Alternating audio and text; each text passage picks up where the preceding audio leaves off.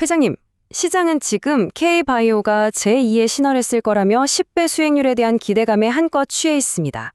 하지만 저는 오늘 그 화려한 무대 뒤편에 아슬아슬하게 숨겨져 있는 구조적 취약성, 구체적으로는 보로노이와 올릭스라는 두 기업의 발목을 잡고 있는 시한폭탄에 대해 보고 드리려 합니다. 오늘 이 심층 브리핑을 끝까지 들으시면 적어도 이 장밋빛 전망에만 기댄 막연한 투자로 손실을 보는 일은 막으실 수 있을 겁니다. 시간 아껴드리는 주식비서 론입니다. 그럼 바로 본론으로 들어가겠습니다. 지금 시장이 보르노이라는 이름에 열광하는 이유는 아주 단순하고 명확합니다. 바로 이 10배라는 숫자 때문이죠. 미국의 바이오텍 성공 신화, 그 주인공인 뉴발란트처럼 보르노이 역시 제2의 뉴발란트가 되어서 우리에게 10배 수익을 안겨줄 것이라는 아주 강력한 서사가 시장 전체를 완벽하게 지배하고 있습니다. 오늘 제 보고는 바로 이 질문에 대한 답을 찾아가는 과정이 될 겁니다. 시장의 열광이라는 이 강렬한 빛이 만들어낸 그 짙은 그림자, 그 안에 교묘하게 숨겨진 논리의 허점과 치명적인 리스크를 마치 현미경으로 들여다보듯 낱낱이 파헤쳐 보겠습니다. 먼저 보로노이부터 시작하겠습니다. 네, 첫 번째 심층 분석 대상 보로노이입니다. 우선 시장의 긍정론, 그러니까 주가 상승을 강하게 점치는 불 케이스의 핵심 근거가 도대체 무엇인지, 그리고 그 이야기의 중심에 있는 유망신약 후보물질 VRN11의 잠재력이 어느 정도인지부터 면밀하게 살펴보도록 하겠습니다. 회장님, 바로 이 화면이 보로노이 긍정론의 심장부입니다. 왼쪽에 보로노이 시가총액이 약 8억 달러, 그리고 오른쪽에 미국 뉴발란트 시가총액은 약 80억 달러, 약 10배의 차이가 아주 선명하게 보입니다. 시장의 논리는 아주 간단명료합니다. 보로노이가 공략하려는 폐암 뇌전이 시장이 뉴발란트의 타겟 시장보다 훨씬 더 크다. 그리고 특히 치료 대안이 마땅치 않은 미충족 의료 수요가 매우 높기 때문에 이 10배의 가치 격차를 메우는 건 그야말로 시간 문제라는 주장입니다. 겉보기엔 굉장히 설득력 있게 들리는 논리 구조입니다. 이 강력한 주장을 뒷받침하는 기술적 핵심 데이터가 바로 이겁니다. VRN11의 가장 강력한 무기는 뇌혈관 장벽, 우리가 흔히 BBB라고 부르는 이 장벽을 통과하는 압도적인 능력입니다. 이 200%라는 숫자는요, 단순히 기술적 우위를 넘어서 뇌로 암이 전이된 환자에게는 사실상 유일한 희망이 될 수 있다는 걸 의미합니다. 기존의 모든 치료제들이 뇌라는 그 견고한 성벽 앞에서 번번이 좌절했던 걸 생각하면 이건 그야말로 게임의 판도를 완전히 뒤바꾸는 데이터입니다. 약물이 뇌 속에 있는 암세포에 직접 도달해서 공격할 수 있다는 것, 바로 이것이 보로노의 신화의 출발점입니다. 자, 여기서 화면을 잠깐 멈추고 이 워터폴 차트를 주목해 주십시오. 숫자가 많아서 좀 복잡해 보이실 수 있는데 딱 하나만 기억하시면 됩니다. 이 그래프의 가로축은 개별 환자 한 명 한 명을 의미하고 세로축은 종양 크기의 변화를 나타냅니다. 이 가운데 0을 기준으로 막대가 아래로 길게 내려갈수록 종양이 더 많이 줄었다는 뜻입니다. 이 파란색 막대들의 길이를 한번 보십시오. 이것이 바로 시장을 열광시킨 데이터입니다. 그런데 더 중요한 사실이 있습니다. 여기 참여한 환자들은 이미 기존의 1세대, 2세대, 3세대 치료제에 모두 실패한, 의학적으로는 더 이상 손쓸 방법이 없다고 여겨지던 환자들이었다는 점입니다. 그런 환자들에게서 이렇게 괄목할 만한 종양 감소 효과가 나타났다는 이 사실 하나만으로도 시장의 기대감을 폭발시키기엔 충분하고도 남았습니다. 하지만 회장님, 좋은 말만 하는 건 간신입니다. 시장은 지금 이 데이터에 환호하고 있지만 저희는 바로 여기서 냉정해져야 합니다. 지금부터는 판을 완전히 뒤집어 보겠습니다. 방금 보신 그 화려한 데이터와 뉴발란트와의 10배 비교, 그 모든 것이 사실은 신기루일 수 있다는 치명적인 약점 두 가지를 지금부터 보고 드리겠습니다.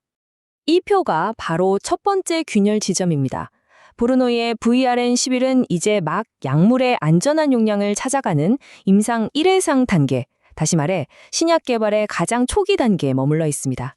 반면에 비교 대상인 뉴발란트는 이미 임상 3상까지 모두 성공적으로 마치고 판매 허가 신청, 즉 NDA를 제출한 상태입니다. 회장님, 이건 비유하자면 갓 입대한 훈련병과 모든 전장을 휩쓴 백전노장을 같은 선상에 놓고 비교하는 것과 똑같습니다. 그 사이에는 우리가 죽음의 계곡, 즉 데스 밸리라고 부르는 수많은 실패의 위험이 도사리고 있습니다.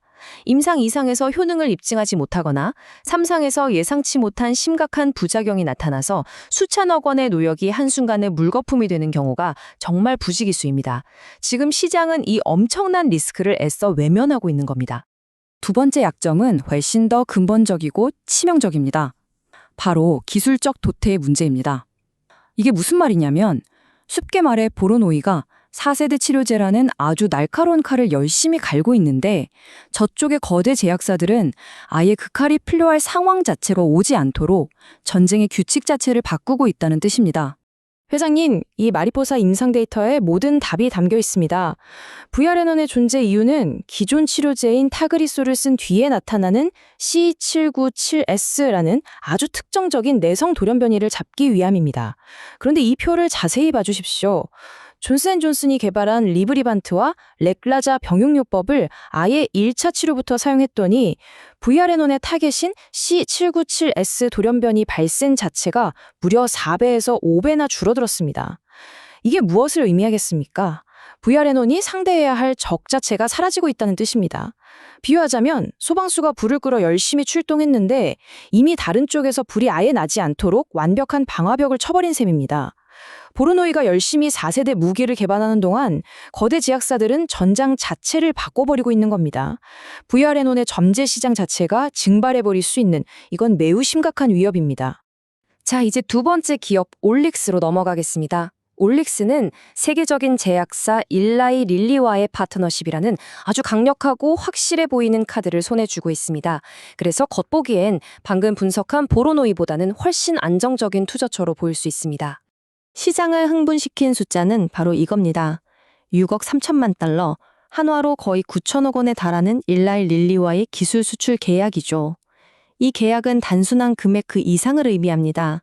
일라이 릴리라는 글로벌 빅파마가 올릭스의 초기 기술력을 공식적으로 인정했다는 아주 강력한 신호로 시장은 해석하고 있습니다. 이것이 바로 올릭스 긍정론의 핵심 기둥입니다. 그리고 이 거대한 계약의 근거가 된 데이터가 바로 이것입니다. 올릭스의 비만 및 대사질환 관련 지방간염, 즉 MASH 치료제 후보 물질인 OLX702A가 보여준 간지방 감소 효능, 최대 70% 감소. 이 수치만 놓고 보면 현재 개발 중인 그 어떤 경쟁 약물보다도 간지방을 줄이는 효과가 뛰어나다는 의미입니다. 명실상부한 동급 최강, 베스트 인 클래스 데이터이며 바로 이것이 릴리가 아직 아주 초기 단계인 이 물질에 거액을 베팅한 이유입니다. 하지만 회장님, 저희는 또다시 이 질문을 던져야 합니다. 단 하나의 강력한 무기만으로 이 거대한 비만 치료제 전쟁에서 최종 승리를 장담할 수 있을까요? 지금부터 올릭스의 이 장밋빛 전망 뒤에 교묘하게 가려져 있는 데이터의 공백과 전략적인 리스크를 하나씩 짚어보겠습니다. 이것이 바로 시장이 간과하고 있는 약점들입니다. 첫째, 그 경이로운 70%라는 데이터가 아주 적은 수의 샘플에서 나왔다는 점. 둘째, 건강한 사람과 실제 환자가 섞여 있어서 데이터의 순도가 떨어진다는 점. 셋째, 비만 치료의 핵심 지표 중 하나인 내장 지방 감소에 대한 직접적인 데이터가 아직 없다는 점. 그리고 가장 중요한 넷째, 모든 열쇠를 파트너인 릴리가 쥐고 있다는 점입니다. 릴리의 내부 R&D 전략이 바뀌거나 더 좋은 후보 물질이 등장해서 개발 우선순위에서 밀려난다면 올릭스는 그저 릴리의 결정을 기다릴 수밖에 없는 매우 수동적인 입장에 놓이게 됩니다. 이건 굉장히 큰 전략적 리스크입니다. 회장님, 내용이 좀 깊어지는데 괜찮으시죠? 이 부분이 오늘 보고에서 가장 중요해서 그렇습니다. 지금까지는 각 기업의 개별적인 문제였다면 지금부터는 보로노이와 올릭스, 이 두 K바이오 유망주의 발목을 동시에 잡고 있는 공통의 족쇄, 바로 재무적 리스크에 대해 말씀드리겠습니다. 최종 보고입니다. 이름하여 희석의 소용돌이, 바로 자금 조달 문제입니다. 회장님도 잘 아시겠지만 아무리 좋은 기술도 결국 돈이 없으면 무용지물입니다. 과연 이들의 고가는 안전할까요? 두 회사의 재무 상태를 냉정하게 들여다보겠습니다. 왼쪽 보로노이는 현재 현금을 소진하는 속도를 감안할 때 추가 자금 조달 없이 버틸 수 있는 시간이 불과 2년 남짓입니다. 2년 안에 시장이 납득할 만한 의미 있는 임상 결과를 내놓지 못하면 회사의 존립 자체가 위태로워질 수 있습니다. 오른쪽 올릭스는 작년에만 309억 원, 300억이 넘는 돈을 태웠습니다. 두 회사 모두 신약 개발이라는 소위 돈 먹는 하마에 계속해서 막대한 자금을 쏟아부어야만 하는 운명인 것입니다. 바로 이 지점에서 희석의 소용돌이라는 최악의 시나리오가 시작될 수 있습니다. 만약 임상 데이터가 시장 기대에 미치지 못하면 어떻게 될까요? 주가는 폭락할 겁니다. 하지만 회사는 돈이 없으니 어떻게든 자금을 조달해야만 합니다. 결국 훨씬 더 불리한 조건으로 대규모 유상증자나 전환사채를 발행하게 되는데 이것이 한번 시작되면 걷잡을 수 없이 빠져드는 악순환의 골입니다. 주가가 떨어지면 같은 돈을 조달하기 위해 더 많은 주식을 발행해야 하고 이는 주당 가치를 더 떨어뜨려서 주가를 또 끌어내립니다. 이건 마치 개미지옥과 같습니다. 기존 주주 입장에서는 정말 최악의 시나리오인 셈이죠. 결국 결론은 단 하나입니다. 이 모든 재무적 압박과 희석의 위험에서 벗어날 수 있는 유일한 탈출구는 시장의 모든 의심을 한 번에 잠재울 만큼 압도적으로 좋은 임상 데이터뿐입니다. 그 외에는 다른 어떤 변명도 어떤 희망회로도 통하지 않을 겁니다. 자, 이제 모든 보고를 마치고 결론을 내릴 시간입니다. 보르노이와 올릭스에 대한 투자는 결국 이 두 개의 상반된 현실 사이에서의 어려운 선택이 될 것입니다. 오늘 보고를 한 장으로 요약하면 이렇습니다.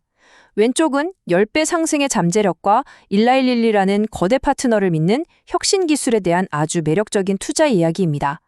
반면 오른쪽은 경쟁 심화로 인한 기술적 도퇴 가능성, 근거가 빈약한 가치 평가, 그리고 언제 터질지 모르는 재무적 리스크라는 냉혹한 현실의 이야기입니다. 오늘 심층 보고는 여기까지입니다. 호재와 악재를 모두 펼쳐드렸습니다. 철저히 공개 자료 기준의 해석이며 최종 결제는 회장님의 몫입니다. 더 디테일한 근거 자료는 아래 링크를 확인해 주십시오. 시간 아껴드리는 주식비서 론이었습니다. 성투하십시오.